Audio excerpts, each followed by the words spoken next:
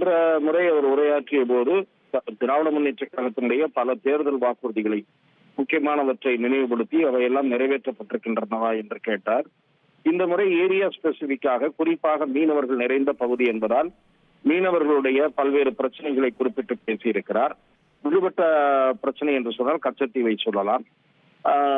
ஒருவேளை அது கடந்த உரையில பேசினார்ல, மாநாட்டில் பேசினார்னு நினைவு. அதுதான், அதாவது இந்த முறை அவங்க நாகப்பட்டினத்துல எந்த விதமான அடிப்படை வசதி, மீனவர்களுக்கான தொழில் ரீதியான முன்னேற்றத்திற்கு உதவக்கூடிய விஷயங்கள், அதே போல விவசாயிகள் நிறைந்த பகுதி, நீண்ட காலமாக கம்யூனிஸ்டுகள் அங்கு இருக்கிறார்கள், அவர்களும் கூட வாதாடாத ஒரு நிலையை, அந்த கிடங்கு இல்லாத நிலை, நெல்கள் நெற்பயிர்கள் அங்கு அந்த அழிந்து போகக்கூடிய நிலை, அதை காப்பாற்றுவதற்கு கிடங்கு இல்லாத வசதி இல்லாத நிலை, இதையெல்லாம் சுட்டி காட்டியிருக்கிறார். இதையெல்லாம் மக்கள் பிரச்சனைகள் சார்ந்த விஷயம். மற்றபடி அரசியல் ரீதியாக சவால் விடுகிற வகையில், ஆளுங்கட்சிக்கு சவால் விடுகிற வகையில் அவர் பேசியது என்பது நிச்சயமாக தொண்டர்களிடையே பெரும் உற்சாகத்தை ஏற்படுத்தும்.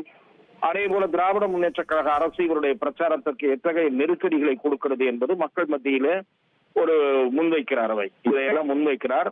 ஆனால் ஒரு பலம் வாய்ந்த ஆளுங்கட்சியை எச்சரிக்கிற விதத்திலே பேசுகிறார். என்னை சீண்டி பார்க்காதீர்கள், என் பின்னால் இருப்பது இளைஞர்கள், இளம் பெண்கள், தாய்மார்கள், ஆகவே இதற்கெல்லாம் நான் பயப்பட மாட்டேன் என்று அவர் சொல்லுவது, இதெல்லாம் பிளேயிங் டு த கேலரி என்பதை போல அப்படிப்பட்ட பேச்சுக்கள்.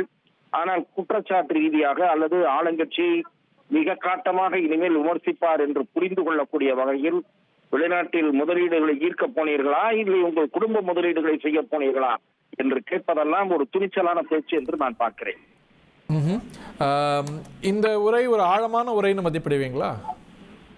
ஆழமான உரை அல்ல, ஒரு அரசியல் உரை. அரசியல் ரீதியாக மக்கள் பிரச்சனையை தொடுவது, சவால் விடுவது, இப்படி ஒரு கூட்டத்தை உற்சாகப்படுத்துவது, தொண்டர்களை உற்சாகப்படுத்துவது, நம்ம தலைவர் எவ்வளவு போல்டா பேசுறாரு என்று நினைக்க வைப்பது, இதிலெல்லாம் அவர் வெற்றி பெறுகிறார் என்று பார்க்கிறேன். அதை தவிர அவருக்கு தொடர்ந்து கூட்டம் திரளுகிறது என்பதும் கவனிக்கத்தக்க விஷயம். போன முறை அவர் மைக் வேலை செய்யாததுக்கெல்லாம் திமுக அரசு குற்றம் சாட்டுறார். அது சரியான குற்றச்சாட்டு நினைக்கிறீங்களா?